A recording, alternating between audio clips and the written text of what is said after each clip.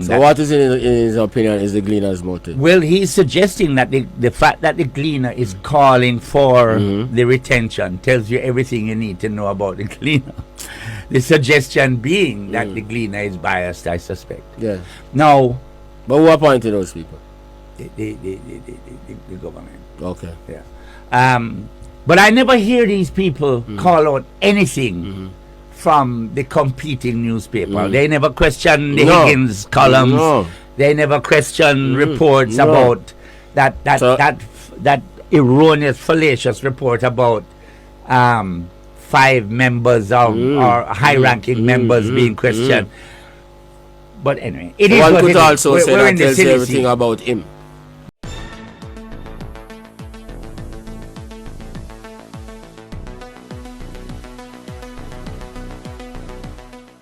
Bless up my people, welcome back to the channel, welcome back to another video. And in this one, my people, Ralston Hyman and Simon Crosskill weighs in on remarks made by President of the Senate Tom Tavares Finson, as well as the Jamaica Eye being defective of over 1,000 cameras. And R.J. Dixon speaks about the poor conditions of the roads. Stay tuned for the details at hand. Don't forget to like, share, and subscribe to the channel. Notification shout out goes to Miss Winnie Mead. Big up yourself, Miss Winnie. Thanks for the continued support. So in this first segment, my people, the Gleaner posted a story in support of the extension or the return of the IC members who are set to expire February and July of next year. And they were basically stating the reason why Panton, along others, should return to the IC. Senate President Tom Tavares Finson has raised eyebrows with his comments about yesterday's editorial in the Gleaner, which called for the retention of the chairman of the Integrity Commission, retired Justice Seymour Panton. The editorial urged the governor, Sir Patrick Allen, to ask Justice Panton and Commissioner Eric Crawford to remain beyond next year. You know, I think their term comes up, or I don't know if their term comes up, or I think it's the end of their term next year, for both Crawford and Panton, and I believe Christie. So, but Mr. Tavares Finson gave this comment to our colleagues at Nationwide News Network. Have a listen. The mere fact that the Gleaner has endorsed the reappointment of Mr. Panton and Mr. Crawford to the Integrity Commission, the fact that the Gleaner has done so, tells you everything that you need to know. So Tom Tavares Finson, President of the Senate, seems to be calling out or certainly ascribing a motive to the Gleaner for other than wanting to see maybe continuity in the thing. I've asked him about exactly what that meant, and he suggested I figure it out. And we tried to get an insert from him, but none was forthcoming. So what he wanted to figure out? As to what the Gleaner's motives may be, or why he's suggesting so what is in his opinion is the Gleaner's motive? Well, he's suggesting that the fact that the Gleaner is calling for the retention tells you everything you need to know about the Gleaner. The suggestion being that the Gleaner is biased, I suspect. Yeah. Now, but who appointed those people? The government. Okay. Yeah.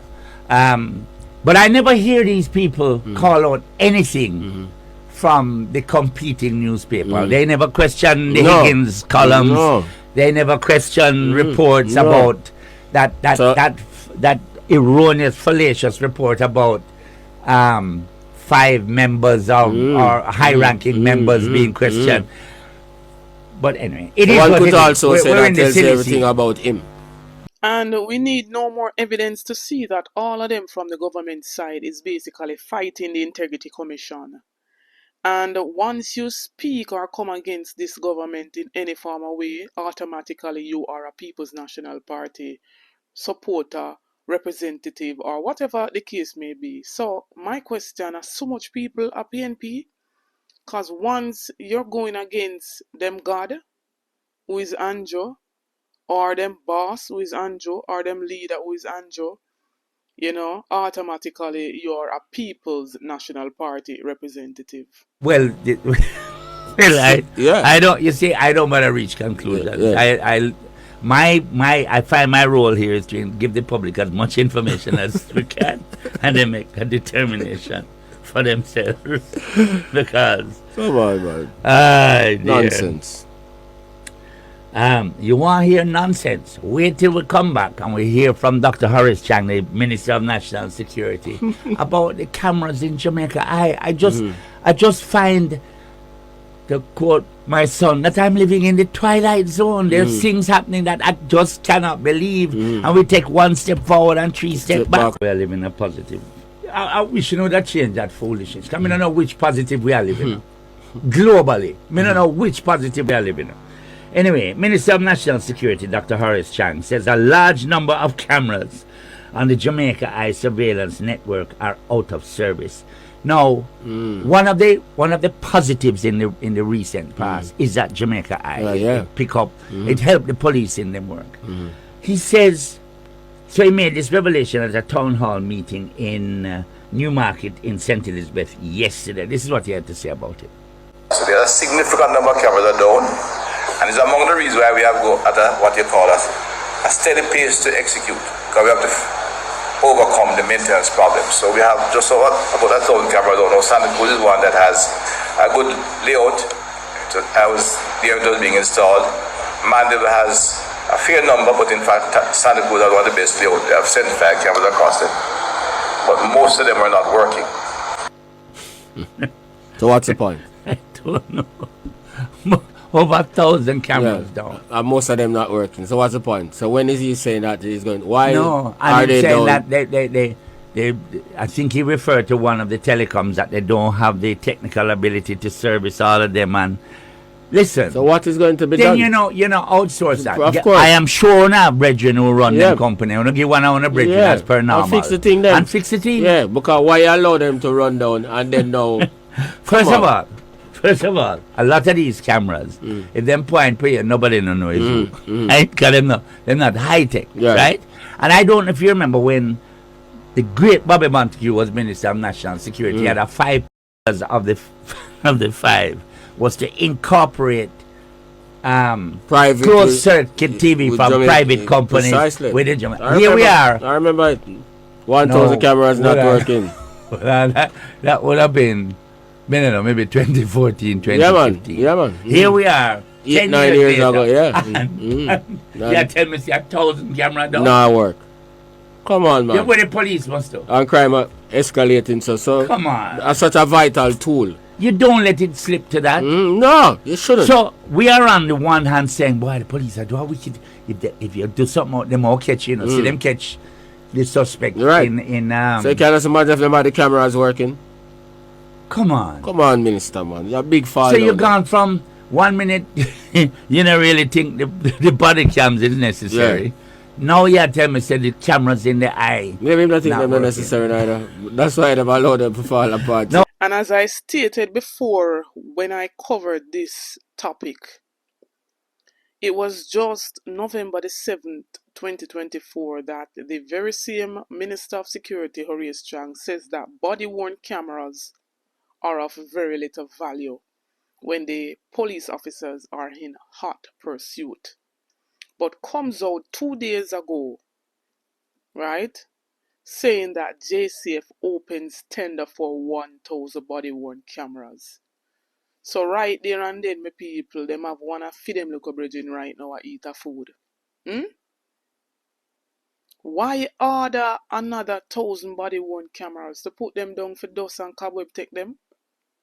If you stated early November that the body-worn cameras are very little value and the Prime Minister come out after you come saying that we don't have a C5 center to collect the data off of the body-worn camera, then why purchase more body-worn cameras? No, fix the Jamaica Eye? Fix the eye, the private eye? Anyways, following his revelation of the malfunction Jamaica Eye, We're seeing the People's National Party Shadow Minister Horton demands immediate action on non-functional Jamaica Eye Cameras. And he put out an immediate release saying that Shadow Minister of Science, Technology, Innovation and Entrepreneurship is calling for urgent government intervention following revelations from the Minister of National Security that a significant number of surveillance cameras in the Jamaica Eye system are non-functional, with the Christmas season a time when crime traditionally spikes upon us. This failure poses a serious threat to public safety. The non-functioning cameras represent a national security crisis. These devices are critical for monitoring and responding to criminal activity. The government must explain how we reach this dangerous juncture and take immediate corrective action. He is urging the government to take the following actions. 1. Conduct an emergency audit, assess the operational status of all Jamaica Eye cameras. 2. Implement immediate repairs, launch an emergency maintenance program to restore functionality. 3. Engage technology experts, partner with local tech companies to ensure sustainable system improvements. Our people deserve a safe and secure environment, particularly during the holiday season. Technology must be leveraged effectively in the fight against crime. Now in this segment, my people, we're seeing R.J. Dixon, a People's National Party representative, basically speaking that he doesn't like how the whole road work are going on. We're seeing even some of the Jamaica Labour Party's MPs, posting one such Rhoda Crawford posting of all the work that she has been doing, with the funds that they collect. And it is said that each constituency for the whole Spark will be allocated $150 million, right? But my people, there's a breakdown and there's a catch to it with them now, tell we. So of that $150 million that each constituency will get, the contractor takes 20%. Una hear good? After the contractor takes 20%, the subcontractor takes another 20% for their profit, right? NWA, where them say I go pick out the roads them, take 8% of the 150 for their fees, right? That leaves each constituency with 84 million to fix the road. And if 1 kilometer a road to be fixed costs $35 million, how much roads can really get done with $84 million per constituency?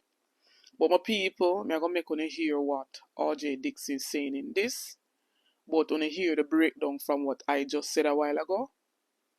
So not much roads are going to be fixed. And as I stated in our video before, only 6% of the roads are going to be fixed. So be patching of potholes and all of that. We've seen persons even pointing out that them are used but the same red dirt them we are run off out of their houses after flooding and all of that to fill the potholes before they put the barber green over it. I'm a bit concerned about, well, more like a lot concerned about the quality of work that's been done on many of the roads across my constituency, and I gather from discussions as well right across the country. Firstly, I have never seen the roads in a more terrible state in my entire life in my constituency. Anybody who wishes to dispute that can dispute that, but facts are facts. I saw a post from the NWA the other day, and it brought it to the fore again that, this is the nation's premier institution where road repairs is concerned. And I saw a picture being posted by NWA. And when I looked at the picture, I was saying to myself that the quality of this work is evidently poor. Evidently poor. And while that picture was from one location in the constituency, if you examine the road work right across the constituency, and as I said, many areas, other areas across the country, the quality of work is absolutely terrible. And nobody is held to account for the the poor quality of work that's been done. We are now at December 17, and there's a stretch of road that was even repaired close to a conference that was held in the constituency in early November, and the potholes have already re-emerged less than 2 months later.